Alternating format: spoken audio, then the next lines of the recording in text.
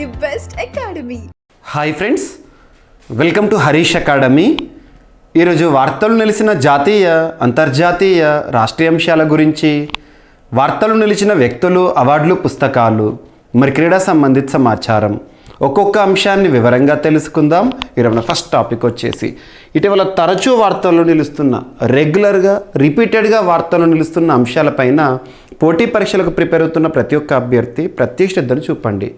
Last 6 months or 1 year or 1.5 year గత కొద్ది కాలంగా రిపీటెడ్గా వార్తల్లో కనిపిస్తున్న అంశాలు. ఉదాహరణకు తీసుకుంటే జిఏ ట్యాగ్స్ సంబంధిత అంశాలు కానివ్వండి, యునెస్కో సంబంధిత అంశాలు కానివ్వండి, ఐఐటి రిలేటెడ్ కరెంట్ అఫైర్స్ కానివ్వండి, వార్తలు నిలుస్తున్న సూచీలు, అంతర్జాతీయ స్థాయిలో లేదా జాతీయ స్థాయిలో ప్రముఖ సంస్థలు విడుదల చేసే నివేదికల గురించి, ర్యాంకింగ్స్కి సంబంధించి కానీ, వార్తలు నిలుస్తున్న ప్రాంతాలు అవి వివాదాస్పద ప్రాంతాలైనా లేదా విపత్తు సంబంధిత అంశంతో వార్తలు నిలిచిన ప్రాంతాలైనా, లేదంటే ఇటీవల కాలంలో రక్షణ రంగానికి సంబంధించిన అంశాలు. సో ఇటువంటి టాపిక్స్ అరౌండ్ ఒక 20-30 టాపిక్స్ ఉంటాయి. అవి ఖచ్చితంగా ఎగ్జామినేషన్లో మనకు అడగడానికి స్కోప్ ఉండే టాపిక్స్. అటువంటి టాపిక్స్లో ఒక topic GA tag, geographical indication tag అంటాము. సో దీని గురించి మీకు ఆల్రెడీ కాన్సెప్ట్ క్లియర్, చాలాసార్లు చెప్పాను, 100 సార్లు చెప్పాను. జాగ్రఫికల్ ఇండికేషన్, భౌగోళిక గుర్తింపు సూచి అంటాం. ఏదైనా ఒక ప్రాంతానికి వస్తువు ఆధారంగా, ఒక వస్తువుకు ప్రాంతం ఆధారంగా ప్రత్యేక గుర్తింపుని ఇవ్వడము. మరి ఆ వస్తువు ఏదై ఉండొచ్చు?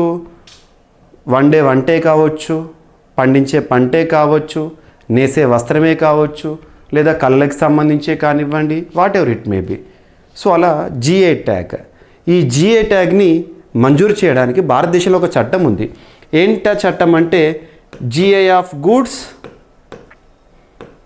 Registration and protection act 1999. ఏదైనా ఒక చట్టం గురించి మనం చూస్తున్నప్పుడు ఆ చట్టం ఏ సంవత్సరంలో వచ్చిందో చూడాలి. Concerned year you have to remember.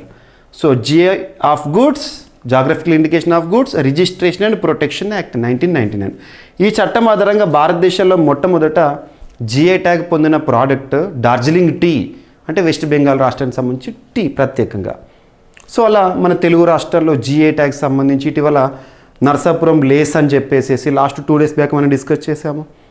తెలంగాణకి సంబంధించి ఇటీవల కాలంలో జిఐ ట్యాగ్ పొందిన అంశాలే కానివ్వండి, ఇవన్నీ కూడా ఇంపార్టెంట్. సో ఇక్కడ గుజరాత్ రాష్ట్రానికి సంబంధించి వాళ్ళ కల్చర్, వాళ్ళ సంస్కృతిలో భాగమైన ఒక హ్యాండీక్రాఫ్ట్ లేదా ఒక వస్త్రం అనుకోవచ్చు, చేతితో నేసే వస్త్రం అనుకోవచ్చు. ఆ పేరేంటంటే గర్చోలా హ్యాండీక్రాఫ్ట్. గర్చోలా హ్యాండీక్రాఫ్ట్ అనేది ఇటీవల జిఏ ట్యాగ్ పొందుతూ వార్తల్లోకి వచ్చింది. గుర్తుంచుకోండి, ఎగ్జామినేషన్లో డైరెక్ట్ బిట్ ఎలా అడగొచ్చు క్వశ్చన్ అంటే, ఇటీవల జిఏ ట్యాగ్ పొందుతూ వార్తల్లోకి వచ్చిన గర్చోలా ఏ రాష్ట్రానికి సంబంధించింది అంటారు. సో గుజరాత్ రాష్ట్రము. ఓకేనా. ఇక గుజరాత్ రాష్ట్రానికి సంబంధించి ఇటీవల కాలంలో చాలా సంస్కృతిపరమైన అంశాలు, గర్బా డ్యాన్స్ కానివ్వండి, ఇటువంటి మనం చూస్తున్నాం, గుర్తుపెట్టుకోండి.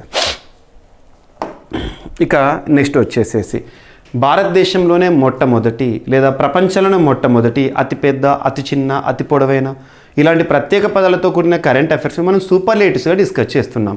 ఇక్కడ ఒక superlative topic, India's first vertical lift railway sea bridge. Vertical lift railway bridge ఎక్కడ? పంబన్ బ్రిడ్జ్.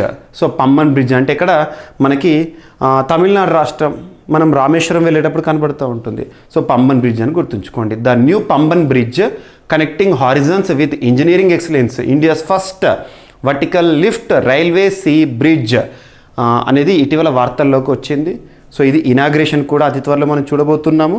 సో ఈ ప్రాజెక్టు పనులన్నీ పూర్తయిపోయినాయి. ఏ రాష్ట్రం అంటే తమిళనాడు రాష్ట్రము. సో దీని యొక్క పొడవు వచ్చేసి, ఈ వర్టికల్ బ్రిడ్జ్ సముద్రం నుండి మనం అబ్జర్వ్ చేస్తే 2.05 kilometers పొడవు ఉంటుంది. సో దీన్ని నిర్మించడానికి కన్స్ట్రక్షన్ కాస్ట్, నిర్మిత వ్యయం ఎంత అంటే దాదాపు 535 కోట్ల రూపాయలతో దీన్ని కన్స్ట్రక్ట్ చేయడం జరిగింది. మరి ఏ సంస్థ వారు ఈ కన్స్ట్రక్షన్ బాధ్యతలను నిర్వర్తించారని అడగవచ్చు. రైల్ వికాస్ నిగమ్ లిమిటెడ్ వారి ఆధ్వర్యంలో నిర్మితమైంది. సో వర్టికల్ లిఫ్ట్ అంటే ఇక్కడ సముద్రం కాబట్టి, ఇక్కడ సముద్రం నుండి షిప్స్ ఏమైనా వెళ్ళినప్పుడు ఈ ఏదైతే ఉందో వర్టికల్గా లిఫ్ట్ చేయొచ్చు, గుర్తుపెట్టుకోండి. నెక్స్ట్ వచ్చేసి ADB, Asian development bank, Asia అభివృద్ధి బ్యాంక్, హెడ్ క్వార్టర్ ఇక్కడ మనీలా, ఫిలిప్పీన్స్. ఇటీవల తరచు వార్తల్లోకి వస్తుంది, ఫోకస్ చేయండి. ఏడిబి ఇటీవల ఏ అంశాలతో వార్తల్లోకి వచ్చింది? ఏడిబిలో నూతన సభ్య దేశంగా 69th మెంబర్ కంట్రీగా ఇజ్రాయెల్ వార్తల్లోకి వచ్చింది. నాన్ రీజనల్ మెంబర్గా వార్తల్లోకి వచ్చింది. 69th member country ఏడీబీలో. మరియు ఏడీబీకి నూతన అధ్యక్షులు అని చెప్పేసి ఎన్నికైన వ్యక్తి ఫిబ్రవరిలో పదవీ బాధ్యతలు స్వీకరించబోతున్నారు. నిన్నటి క్లాస్లో మీకు డిస్కస్ చేశాను. ఎవరతను?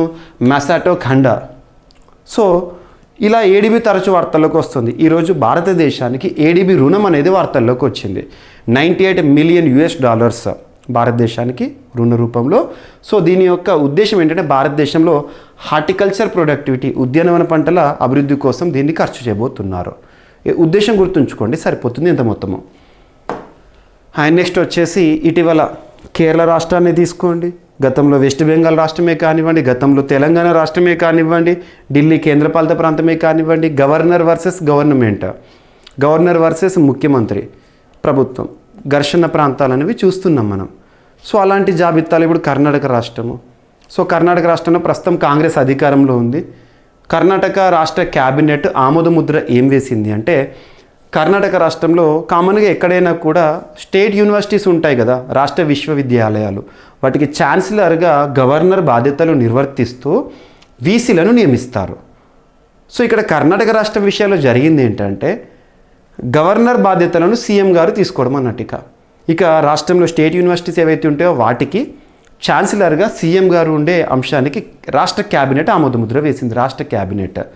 కర్ణాటకలో అధికారంలో ఉన్న కాంగ్రెస్, సిద్ధరామయ్య గారు ముఖ్యమంత్రి, కాంగ్రెస్ ప్రభుత్వం కీలక నిర్ణయం తీసుకుంది. యూనివర్సిటీ ఛాన్సలర్గా గవర్నర్ బదులు సీఎంను నియమించింది. దీనికి సంబంధించిన బిల్లును ఆ రాష్ట్ర మంత్రివర్గం ఆమోదించింది. సీఎం యాజ్ యూనివర్సిటీ ఛాన్సలర్ ప్రతిపాదిత సవరణ బిల్లు ప్రకారం కర్ణాటక రాష్ట్ర గ్రామీణాభివృద్ధి పంచాయతీరాజ్ విశ్వవిద్యాలయం ఛాన్సలర్గా గవర్నర్ స్థానంలో ఇక ముఖ్యమంత్రి ఉంటారంట. నెక్స్ట్, గుర్తించదగ్గ వ్యాధుల జాబితాలో పాముకాటు. సో పాముకాటు మరణాలు, పాముకాటు ప్రమాదాలు తరచు మనం చూస్తున్నాం కదా. సో ఇక్కడ కేంద్ర ప్రభుత్వం ఇచ్చిన ఒక నోటిఫికేషన్, పాముకాటు సంఘటనలు, వాటి వల్ల సంభవించే మరణాల గురించి ప్రభుత్వానికి తెలియజేయాలని కేంద్ర ప్రభుత్వం ఆదేశించింది. పాముకాటును గుర్తించదగిన నోటిఫైబుల్ డిసీజ్ లేదా నోటిఫైబుల్ వ్యాధుల జాబితాలో చేర్చాలని అన్ని రాష్ట్ర ప్రభుత్వాలను కోరింది కేంద్ర ప్రభుత్వం. రాష్ట్రాల ప్రజారోగ్య చట్టాలు లేదా ఇతర వర్తించే చట్టాల్లో దీన్ని చేర్చాలని చెప్పింది. ప్రభుత్వ ప్రైవేట్ వైద్య కేంద్రాలు ఈ కేసుల గురించి అధికారులకు తెలియజేయడం తప్పనిసరి చేసింది. పాముకాటు వల్ల మరణాలు, అంగవైకల్యం వంటి సంభవించే అవకాశం ఉందని కేంద్ర వైద్య ఆరోగ్య మంత్రిత్వ శాఖ వారు లేఖలో పేర్కొన్నారు. ఇక స్వచ్ఛంద మరణ బిల్లు. సో వృద్ధాప్యంలో ఉండే వృద్ధులు ఎవరైతే ఉంటారో, ఇక బ్రతుకు కొనసాగించలేని పరిస్థితుల్లో స్వచ్ఛందంగా మరణాన్ని పొందడానికి సంబంధించిన బిల్లును ఇటీవల బ్రిటన్ ఆమోద ముద్ర వేసింది. గుర్తుంచుకోండి. ఇటువంటి చూడండి, ఇటీవల అపాన వాయువు పైన ఫైన్ విధించే అటువంటి అంశంతో డెన్మార్క్ మొట్టమొదటి దేశంగా వార్తలకు ఇటువంటి ఇంపార్టెంట్. సో ప్రాణాంతక వ్యాధులతో బాధపడుతున్న వయోవృద్ధులు తమ జీవితాలను ముగించేందుకు అనుమతించే బిల్లుకు శుక్రవారం ఇటీవల బ్రిటన్ పార్లమెంటు సూత్రప్రాయంగా ఆమోదం తెలిపింది. బిల్లుకు అనుకూలంగా 330 మంది, ప్రతికూలంగా 275 మంది ఓటు వేశారు ఎంపీలు. గుర్తుంచుకోండి. ఈ ప్రాథమిక ఆమోదానంతరం మరింత క్షుణ్ణంగా ఈ బిల్లును పార్లమెంటు పరిశీలించనుంది. గుర్తుంచుకోండి. స్వచ్ఛంద మరణ బిల్లు అనగానే బ్రిటన్, అపాన వాయువు జంతువులకు సంబంధించి అంటే డెన్మార్క్, 16 ఏళ్ల చిన్నారులు సోషల్ మీడియా నిషేధం అనగానే ఆస్ట్రేలియా, ఇవన్నీ ఇంపార్టెంట్. సో ఇటీవల ఒక ఒప్పందము, ఎలక్ట్రిక్ ప్రొపల్షన్ ఒప్పందం. ఏ రెండు దేశాలకు సంబంధించి అంటే భారత్, యూకే, యునైటెడ్ కింగ్డమ్. ఉద్దేశం ఏంటంటే to codesign and cooperate electric propulsion systems. Electric propulsion system విషయంలో సహకరించుకోవడము, కలిసి నిర్మాణ బాధ్యతలు చేపట్టడానికి ఉద్దేశించిన ఒప్పందం ఇటీవల వార్తల్లోకి వచ్చింది. Statement of intent. So Telangana రాష్ట్రానికి సంబంధించి లగచర్ల ఇటీవల తరచు వార్తలకు వస్తుంది, వివాదాస్పదమై సో అధికారులపై దాడులు చేయడం, ఇటువంటివన్నీ కూడా.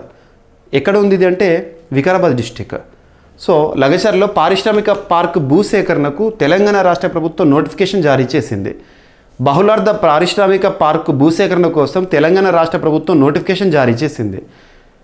దుద్యాల మండలంలో దీన్ని ఏర్పాటు చేయనున్నారు. ఈ క్రమంలో మండలంలోని లగచర్లలో 110.32 ఎకరాలు, పోలేపల్లిలో 71.39 ఎకరాల భూసేకరణ కోసం ప్రాథమిక నోటిఫికేషన్ జారీ చేశారు. రైతులు, స్థానికుల ఆందోళన నేపథ్యంలో అంతకుముందు ఇక్కడ ఫార్మా విలేజ్ల కోసం ఇచ్చిన భూసేకరణ నోటిఫికేషన్ ఇటీవల ఉపసంహరించుకున్న తర్వాత ఇప్పుడు కొత్త నోటిఫికేషన్ ఇచ్చారు. ఇక తెలంగాణ రాష్ట్రానికి సంబంధించి state public service commission so Telangana state public service commission ఇప్పటివరకు మహేందర్ రెడ్డి గారు చైర్మన్గా ఉన్నారు కదా. సో తన పదవీకాలం ముగియబోతోంది. ఆ స్థానంలో కొత్తగా బుర్రా వెంకటేశం గారు సీనియర్ ఐఏఎస్ అధికారి గారిని నియమించే ఫైల్ పైన గవర్నర్ ఆమోద ముద్ర వేయడం జరిగింది. గుర్తుంచుకోండి, టీజీపీఎస్సీ నూతన చైర్పర్సన్గా బుర్రా వెంకటేశం నియామక ఫైల్పై సంతకం చేసిన గవర్నర్ గారు. నియమించే అధికారం గవర్నర్కు ఉంటుంది, కానీ తొలగించే అధికారం గవర్నర్కు ఉండదు, రాష్ట్రపతి. గుర్తుపెట్టుకోండి. ఇక ఒక వ్యక్తి ఒకొంజో ఇవియాల ఇటీవల వార్తల్లోకి వచ్చారు. తను రీఅపాయింట్మెంట్తో వార్తల్లోకి వచ్చారు. వరల్డ్ ట్రేడ్ ఆర్గనైజేషన్కి డైరెక్టర్ జనరల్గా. ఇక వరల్డ్ ట్రేడ్ ఆర్గనైజేషన్ 1 జనవరి 1995 రోజున ఏర్పడింది. హెడ్ క్వార్టర్ వచ్చేసి Geneva, Switzerland. Number of countries present 166. So గుర్తుపెట్టుకోండి, నైజీరియాకి సంబంధించిన మహిళ ఒకొంజో ఇవియాల వరల్డ్ బ్యాంక్కి మరొకసారి నియమితులవుతూ డైరెక్టర్ జనరల్గా వార్తల్లోకి వచ్చారు. సో ఒకసారి ర్యాపిడ్గా చూస్తే గర్చోలా హ్యాండీక్రాఫ్ట్ GI ట్యాగ్ సంబంధించిన అంశంతో వార్తల్లోకి వచ్చింది, గుజరాత్ రాష్ట్రానికి సంబంధించి. సో భారతదేశంలోనే మొట్టమొదటి vertical lift railway sea bridge అనేది వార్తల్లోకి వచ్చింది, తమిళనాడు. ADB రుణం భారతదేశానికి హార్టికల్చర్ ప్రొడక్టివిటీ కోసం $98 మిలియన్. సో కర్ణాటక రాష్ట్రంలో గవర్నర్ బాధ్యతలను ముఖ్యమంత్రి, సో యూనివర్సిటీ ఛాన్సలర్గా.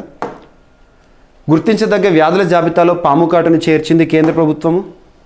స్వచ్ఛంద మరణ బిల్లుకు బ్రిటన్ పార్లమెంట్ ప్రాథమిక ఆమోదం తెలిపింది. సో ఎలక్ట్రిక్ ప్రొపల్షన్ ఒప్పందం భారత్ UKకి సంబంధించి. లగచర్లలో పారిశ్రామిక పార్క్ భూసేకరణకు నోటిఫికేషన్ జారీ చేసింది తెలంగాణ రాష్ట్ర ప్రభుత్వము. టీజీపీఎస్సీ చైర్పర్సన్గా బుర్రా వెంకటేశం గారి నియామకం. సో ఒకొంజో ఇవియాల డైరెక్టర్ జనరల్గా తిరిగి నియమితులయ్యారు వరల్డ్ ట్రేడ్ ఆర్గనైజేషన్కి. సో ఇవి ఫ్రెండ్స్ ఈరోజు వార్తలో నిలిచిన అంశాలు. మిస్లేనియస్ అంశాలను మిగిలిపోతే రేపటి క్లాస్లో జోడించి మరొకసారి నేర్చుకుందాం. రేపు కలుద్దాం. Thank you.